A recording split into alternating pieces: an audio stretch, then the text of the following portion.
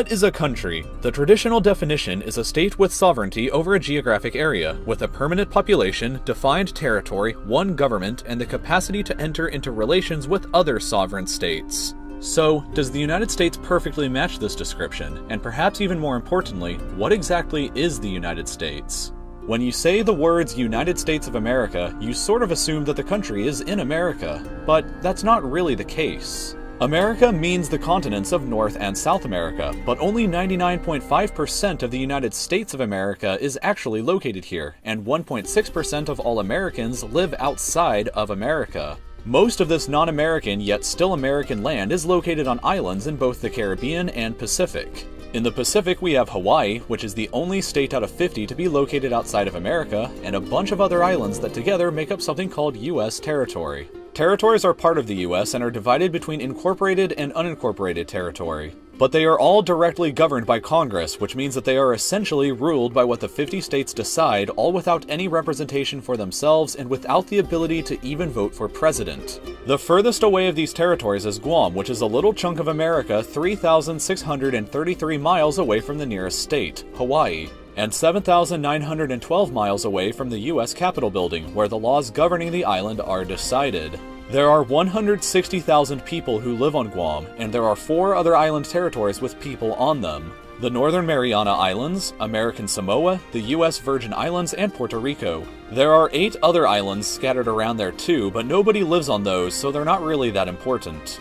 The U.S. Constitution only partially applies in all of these territories, which is getting more and more awkward all the time in a place like Puerto Rico, which has a higher population than these 21 actual states. Puerto Rico may very well someday in the future actually become the 51st state, but a place that likely won't anytime soon is this tiny island in the middle of nowhere in the Pacific.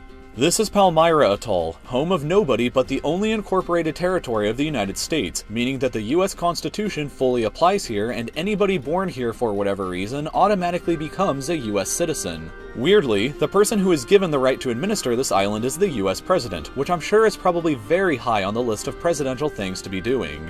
The president also has to worry about some U.S. land that is contested with other countries, like these 2 uninhabited islands covered in bird poop that are claimed by Colombia, or these islands off the coast of Maine that are claimed by both the US and Canada, which strangely means that if you were to give birth on either of them, your child would automatically gain both American and Canadian citizenship. And perhaps most controversially of all, this piece of land in Cuba called Guantanamo Bay. It's actually not a small space. Guantanamo Bay is larger than 5 UN-recognized sovereign states, and is about the same size as the island of Jersey between England and France. Cuba has laid claim to the territory ever since 1959, but the United States has so far decided to keep it instead. Now that's all of America that isn't actually located in America, but what about the other 99.5% of the country that we've been neglecting so far? Well, that would be the 49 states that make up the rest of the United States along with Hawaii. The states have the power to elect representatives that are sent to Congress, which creates laws for the entire Union. The individual states are granted a considerable amount of power on their own by Congress, and they share this power with the federal or the national government. The states and federal government are both allowed to pass their own separate laws, which has caused a huge amount of trouble in the nation's past over which laws are more valid. The Civil War answered the question once and for all though, however. Federal law always wins over state law.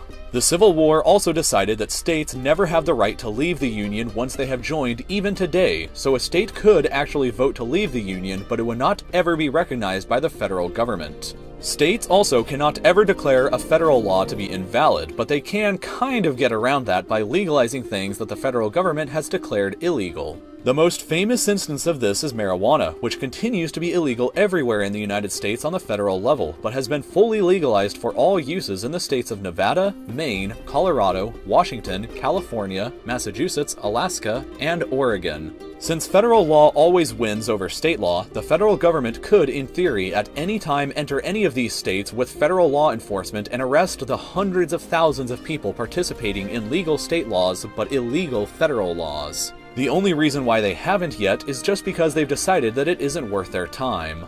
But if states can ignore federal law or even legalize things that are technically illegal, then what does that say about our definition of a country, particularly the sovereignty part?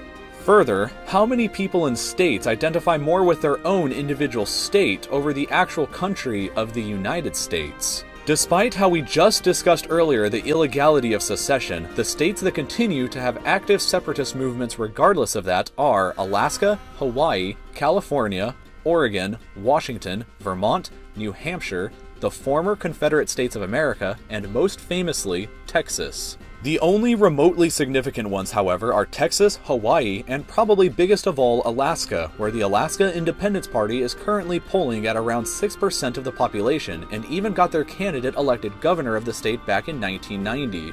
And finally, there is one more significant way that you can challenge the definition of a country in regards to the United States, the defined territory part that we went over in the beginning. This map leaves out the numerous American Indian reservations located within the US, of which there are 326. Many of them are very small, but 12 reservations are actually larger than the state of Rhode Island, and the biggest one, the Navajo Nation Reservation, is about the same size as West Virginia, or Latvia for the Europeans watching this video, and has a population of nearly 200,000 people. Together, these reservations have a population of over 1 million people and take up a space the size of Idaho, or a little larger than Belarus. These reservations are granted something called tribal sovereignty, which gives them the rights to govern themselves within the territory of the United States. The federal government recognizes these reservations sort of like independent countries, calling them officially domestic dependent nations. They have jurisdiction over their own land and can pass laws separate or even in violation of both state and federal laws, which is why the largest casino in the world is located on one of these reservations in Oklahoma, despite the fact that gambling is illegal in Oklahoma. You can gamble anywhere on the territory of the reservation, but as soon as you step off back into state territory, it suddenly becomes instantly illegal again. Reservations sometimes even have their own courts, their own police forces, elect their own president, and even lead foreign delegations abroad as representatives not of the United States, but of the reservation. Therefore, you could actually really draw the United States to look like this if you take out all of the American Indian reservations, which are extremely independent anyway. But all of the remaining states can have their own unique laws and even disregard some federal laws that are passed by Congress. So the only territory that is 100% governed by the federal government is the city of Washington, D.C., which isn't a part of any state, and the islands that make up the U.S. territories. So that really begs the question again, what exactly is the United States, and is the United States actually a country?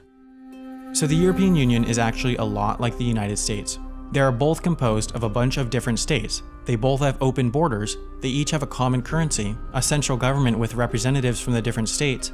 The only big difference is that the United States is a country, and the European Union is made up of countries. So I made a video over at my channel, Wendover Productions, answering the question, is the European Union a country? Okay, so go ahead and check out Wendover Productions' video next. If you enjoyed this video about the United States, then you'll certainly enjoy his video about the European Union. I hope that you'll subscribe to my channel by clicking here. You can visit my Patreon and receive cool rewards like voting on future video topics by clicking over here. And as always, thank you so much for watching.